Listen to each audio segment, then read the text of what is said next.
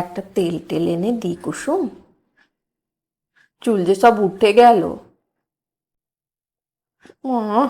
পোড়া কপাল আমার, তেলের জন্য বুঝি। বুড়ি বউকে আর আদর টাদর করো না, মনের দুঃখে তাই চুল উঠে যাচ্ছে। ও মা, একে 2 শিশি তেল তুমি কোন হিসেবে আনলে? দুটো টাকা লাড়ে 14 আনা করে নিয়েছে। 14 আনায় 1 টাকায় তফাৎ তো ভারী। আচ্ছা, মাইনে বেড়েছে, না হয় এনেছো একটা জিনিস শখ করে, একসঙ্গে দুটো কিনতে গেলে কেন? আবার রান্না হয় কি না হয় ও তোমার 2 মাসে ফুরিয়ে যাবে, দেখো। নমস্কার বন্ধুরা, আমি প্রিয়াঙ্কা। বং লাইট অফ লাইফে আপনাদের সবাইকে স্বাগত। আজ আমি আপনাদের জন্য নিয়ে এসেছি মানিক বন্দ্যোপাধ্যায়ের লেখা একটি ছোট গল্প, পোড়া কপালি। গল্পটি ভালো লাগলে লাইক শেয়ার করতে কিন্তু ভুলবেন না। চ্যানেলটি সাবস্ক্রাইব করে আমার পাশে থাকবেন। শুনতে থাকুন আজকের গল্প, পোড়া কপালি। কচি ছেলে নিয়ে সংসারের সব কাজ করতে কুসুমের হিমশিম লেগে যায়। ছেলেটাও হয়েছে আচ্ছা, কাজের সময় চোখে ওর একদম ঘুম নেই। কাঁথায় চিৎ করে শুইয়ে দিলেও ও বাড়ির সুশীলার ছেলের মতো একটু যে খেলা করবে তা নয়, কোল থেকে নামালেই কান্না। সংসার অবশ্য ছোট, শুধু স্বামী তারক, কিন্তু যত ছোট হোক সংসার তো সবই করতে হয়। সকালে উঠে ঘর লেপা, বাসন মাজা, উনুন ধরানো, তারককে চা জলখাবার করে দেওয়া, ছেলেকে দুধ খাওয়ানো, 9টার মধ্যে রান্না শেষ করা, এর কোন কাজটা একদিন বাদ দিলে চলে কে বলতে পারে? বলুক দেখি। এই তো গেল একবেলার বড় বড় কাজের হিসাব। খুঁটিনাটি কাজ অমন হাজারটা আছে। সামান্য 1 গ্লাস জল ভরে দেওয়ার কথাটাই ধরো। কোথায় গেলাস আছে খুঁজে আনো, কলসির কাছে গিয়ে জল গড়াও, যে জল চেয়েছে তার কাছে পৌঁছে দাও, গেলাস খালি করে দেওয়া পর্যন্ত দাঁড়িয়ে থাকো, তারপর যেখানকার গেলাস সেখানে রেখে এসো, তবে ওই সামান্য কাজের পরিসমাপ্তি। ছেলে কোলে মানুষ অত করতে পারে? তবু সবই করতে হয়। চাকর বাকর রাখবার সামর্থ্য তো তাদের নেই। খোকা হওয়ার পর থেকেই কুসুমের শরীরটাও ভালো যাচ্ছে না। মাঝে তো কদিন খুব জ্বরেই ভুগলো। সকালবেলা বিছানা ছেড়ে উঠতে আজকাল তার বড় কষ্ট হয়। প্রত্যেক দিন শেষবেলায় তার বুক জ্বলে ও সন্ধ্যার সময় মাথা ধরে। মাথার যন্ত্রণাটাই সবচেয়ে অসহ্য। মনে হয় গলা ছিঁড়ে মাথাটা টিপ করে মাটিতে পড়ে যাবে, এত ভারী। গেলেও যেন বাঁচা যায়। মাথা তো আছে সকলেরই, মাথা নিয়ে এমন ভোগান্তি হয় কার? তারক অবশ্য বলে, একটা তেল টেল এনে দি কুসুম, চুল যে সব উঠে গেল লো। তেলের দাম কুসুমের অজানা নয়। 1 টাকায় এই এতটুকু একটা শিশি। মাথায় তেল মাখার জন্য সে বুঝি তার খোকার দুধ নেওয়া বন্ধ করবে? পোড়া কপাল আমার, তেলের জন্য বুঝি বুড়ি বউকে আর আদরটা তো করো না, মনের দুঃখে তাই চুল উঠে যাচ্ছে। তারক ভারী বউ পাগল লোক। রূপকথার রাজপুত্রের মতো সে যেন 7 সমুদ্র 13 নদী পার হয়ে অনেক বাধা বিপত্তি জয় করে অনেক দুঃখ কষ্ট পেয়ে তার রাজকন্যাকে মাত্র কাল পরশু উদ্ধার করে এনেছে। 4 বছরের পুরানো বউকে সে এত ভালোবাসে। সেদিনের জ্বরের কথাটাই কুসুম ভাবে। সে মরতে বসেনি, তবু নাওয়া খাওয়া ঘুমের কামাই তো ছোট কথা, আপিস কামাই থেকেও তারকের বাকি ছিল না কিছু। এত বেশি ভালোবাসার আওতায় কুসুম যেন কেমন হয়ে গেছে। লতাকে ঢেকে রেখেছে মেঘের ছায়া, রোদ আর গায়ে লাগতে দেয় না। সাধারণ গৃহস্থ ঘরের মেয়ে সে। তার মামা বাড়ি চিরকাল মাটির প্রদীপ জ্বলত। অত্যন্ত শান্ত আবেষ্টনের মধ্যে সে মানুষ হয়েছে। হৃদয়ের কারবার যেখানে ছিল ঢিমে এবং সংক্ষিপ্ত, খানিক ভালোবাসা, খানিক লাঞ্ছনা, খানিক অবহেলা, অশ্রদ্ধা। অনভ্যস্ত এত তীব্র অনুভূতি তার সয় না। সে ঝর্ণার ধারের ছোট চারা গাছ, এসে পড়েছে প্রকাণ্ড নদীর ধারে, যে নদীতে 12 মাসেই বন্যা। কুসুমকে আজকাল অনেক সময় আপন মনে বিড়বিড় করতে বা বকতে শোনা যায়। আপন মনে বকে বলে কুসুমের যে মাথা খারাপ হয়ে গেছে তা কিন্তু নয়। জীবনে তার আবেগের অভাব নেই। এদিকে তাকে বড় একা থাকতে হয়। সকালে তারক পাড়ার একটি ছেলেকে পড়ায়, তারপরেই তাকে আপিসে যেতে হয়। মারবাড়ি সওদাগরের আপিসে বাঙালি কেরানি। সন্ধ্যার অনেক পরে সে বাড়ি ফেরে। সারাদিন কুসুমকে মুখ বুজে থাকতে হয়, কথা বলবার লোকটি নেই। দুপুরবেলা কোনো কাজ থাকে না কি না, খোকা তাই সেই সময়টাই পড়ে পড়ে ঘুমোয়। লেখাপড়া কুসুম ভালো জানে না। কখনো বাড়িতে মাসিক পত্র এলে 3 দিনের চেষ্টায় একটা গল্প শেষ করে, সুতরাং ধৈর্যও থাকে না, রসও পায় না। আজকালকার গল্পে যেরকম চালাকি, এক নিঃশ্বাসে পড়ে ফেলতে না পারলে বোকাই মনে যেতে হয়। বাড়িতে যে একটা পোষা পাখি নেই, এটাও কুসুমের কাছে অভাবের শামিল। তারক পাখি কিনে দিতে চায়। কুসুম মাথা নাড়ে, বলে, না, আর পাখি পুষবো না। আসলে তার একটা সাদা ধপধপে কাকাতুয়া ছিল, মরে গেছে। পাখি পুষুক আর পাখি মরুক, আর সে কেঁদে সারা হোক, তারও তো শখ নেই। এমনি ভাবে কাজের ভিড়ে হিমশিম খেয়ে আর কাজের অভাবে ছটফট করে মহা দারিদ্র্যের মধ্যে পরম সুখে কুসুমের দিন যাচ্ছিল। হঠাৎ ইতিমধ্যে তারক একদিন আপিস থেকে 2 প্যাকেট 2 শিশি মাথার তেল আর দেহে অস্বস্তি নিয়ে বাড়ি ফিরল। তার কয়েকটা টাকা মাইনে বেড়েছে। কুসুম বলল, ও মা, এ কি 2 শিশি তেল তুমি কোন হিসেবে আনলে? হ্যাঁ, 2 টাকা না, 14 আনা করে নিয়েছে।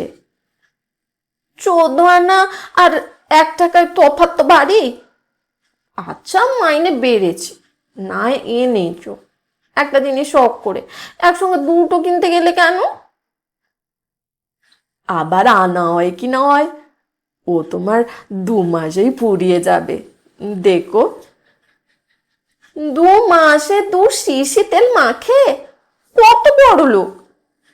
হাসি ভরা মুখখানা কাত করে কুসুম একটু ভাবল, বলল, মাইনে বেড়েছে তোমার, তেল পেলাম আমি, তোমার তো কিছু পাওয়া উচিত। তোমায় আজ লুচি খাওয়াবো। তারকের শরীর খুব খারাপ লাগছিল। দুপুরবেলা আপিসে সে একবার বমি করেছে, বোধহয় জ্বর হবে। লুচির নাম শুনেই তার আবার বমি আসছিল, কিন্তু কুসুমের আগ্রহ দেখে সে আপত্তি করতে পারল না। খাবে না? শরীর খারাপ? বলতে বলতেই ওর দীর্ঘস্থায়ী অনির্বচনীয় হাসিটি একেবারে মুছে যাবে। তাছাড়া জ্বর এখনো আসেনি, আসবে কিনা তাহাও অনুমান মাত্র। যখন আসবে তখন দেখা যাবে। এখন তো কুসুম হাসি মুখে লুচি ভাজুক। কুসুম তাড়াতাড়ি ময়দা মেখে লেচি পাকিয়ে উনুন ধরিয়ে ফেলল। ডাক দিয়ে পড়ল, ওগো বাবু মশাই, লুচি খেতে হলে বেলে দিতে হবে কিন্তু।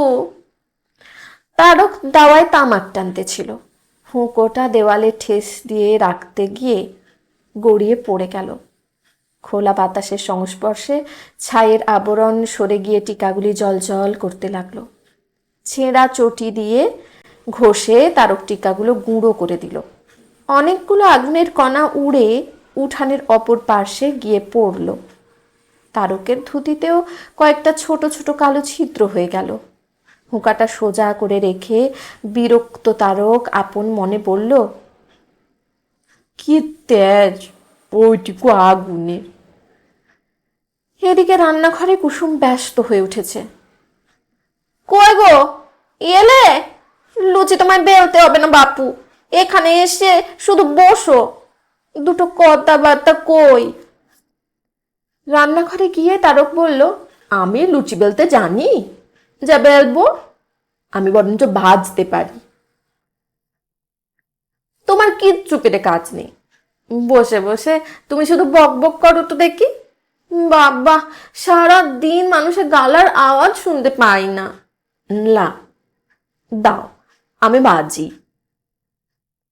কুসুম সস্নেহে বলল, পারবে? লুচি ভাজতে পারবো না কি গো, তোমার চেয়ে ভালোই ভাজবো। কিন্তু সে পারল না। প্রথম লুচিকানা ছাড়তে গিয়ে তপ্ত ঘিয়ে আঙুল টুবিয়ে ফেলল। তারপর তাড়াতাড়ি হাত সরিয়ে আনতে কড়াটাই দিল উল্টে। হাতে পায়ে গায়ে সর্বত্রই ঘি ছিটকে পড়ল। সর্বাপেক্ষা জখম হলো তার ডান পাটি।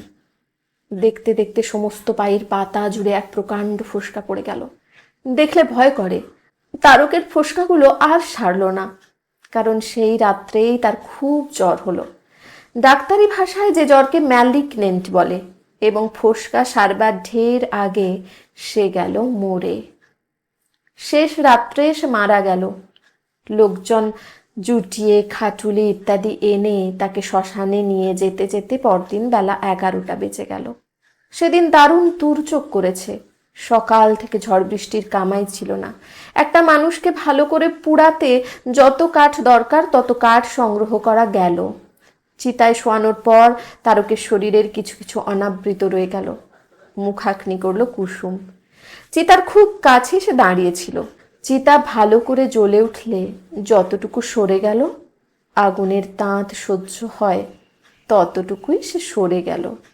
তার চোখে জল নেই, সম্ভবত আগুনের তাপেই শুকিয়ে গেছে। ইতিমধ্যে দেখা গেল তারকের দেহে বড় বড় ফোসকা পড়তে আরম্ভ করেছে এবং একে একে ফেটে যাচ্ছে।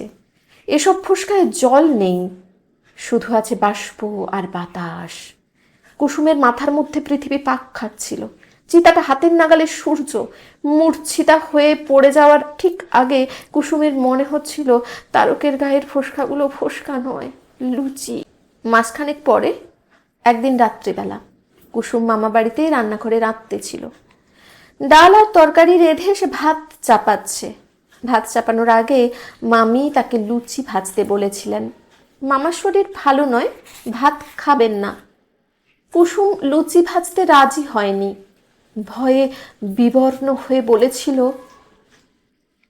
আর যা বলবেন সব আমি করবো মামিমা, লুচি ভাজতে পারবো না। কি করে যে মুখের উপর পারবো না বলিস বাচ্চা, বুঝতে পারি না।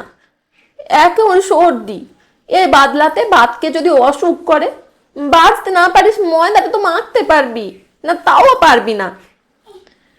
কুসুম ময়দা মেখে দিয়েছিল। মাখতে মাখতে তারকের অকাল মৃত্যুর জন্য নিজেকে দৈনন্দিন হিসাবের চেয়ে একটু বেশি রকম দায়ী করে ফেলছিল। শ্মশানের মূর্ছা ঘরে এসে ভাঙার পর যে আত্মগ্লানির জন্য সে কাঁদেনি, এ সেই আত্মনির্যাতন।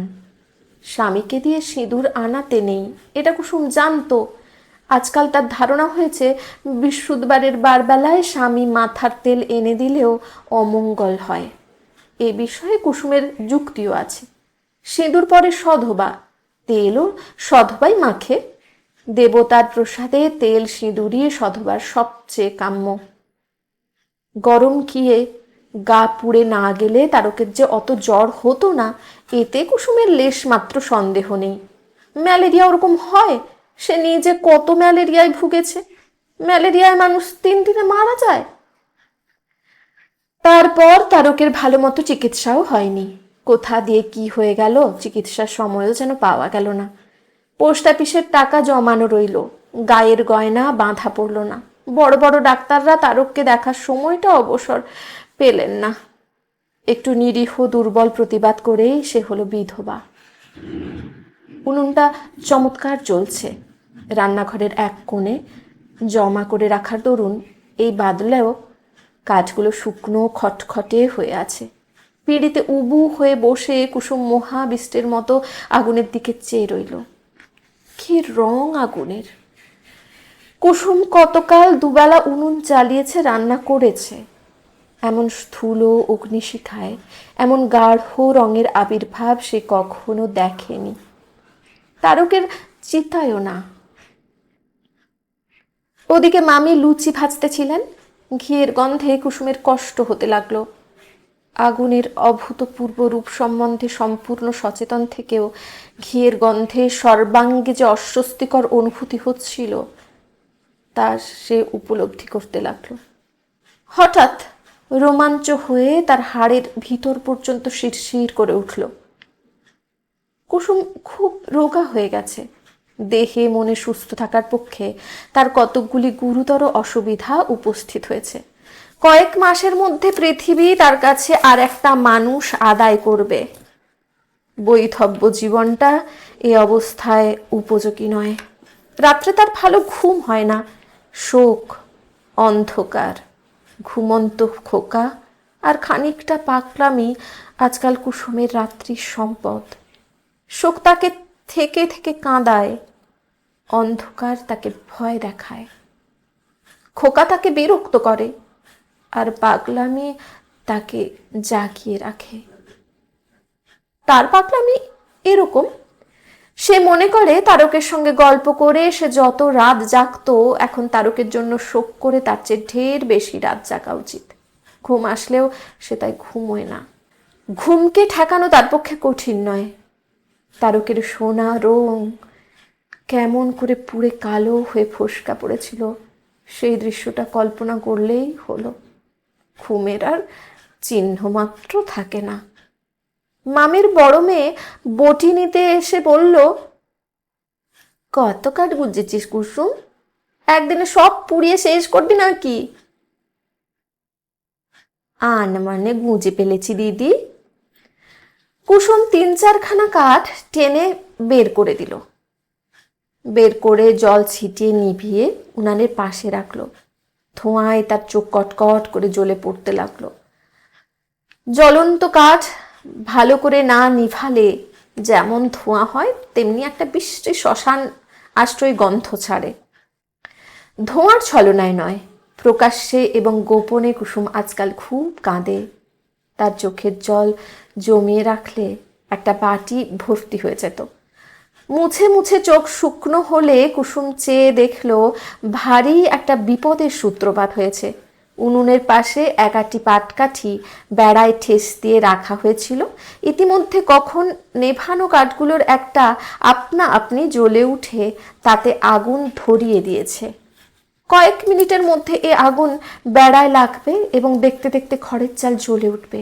বৃষ্টিতে চালের উপরিভাগ অবশ্য ভিজে আছে, কিন্তু আগুনকে ঠেকাবে ক্ষমতা কার? রান্নাঘরের চাল একবার জ্বলে উঠতে পারলে বাড়ির অন্য ঘরগুলোকেও দলে টানবে। পাশের মুকুজ্জে বাড়ি রেহাই পাবে না। সরকারদের বাড়িটাও মুকুজ্জে বাড়ির লাগোয়া। পাটকাঠিগুলির মধ্যে সদ্য জাগ্রত ওই ভীরু ও দ্বিধাগ্রস্ত শিশু অগ্নিদেবতাটি আজ পাড়ায় লঙ্কাকাণ্ড না করে ছাড়বে না। ব্যাপারটা কুসুম চমৎকার কল্পনা করতে পারে। একটা বিরাট বিশ্বগ্রাসী চিতা, এক রাত্রে একসঙ্গে 1 রাশি মানুষের সর্বনাশ, রঙে আর উত্তাপে অন্ধকার আর শূন্য ভরপুর হয়ে যাওয়া, আর তারই চারদিকে কেবল হায় হায়, কেবল বুক চাপড়ানো। 2-4 জন পুড়ে মরবে না?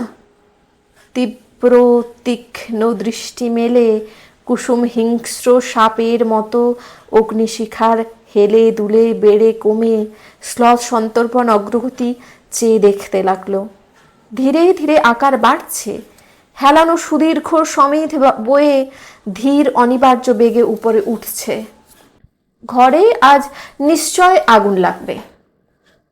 আর কেউ পুড়ে না মরুক, কুসুমের আজ উদ্ধার নেই। সে কিছুতেই পালাতে পারবে না।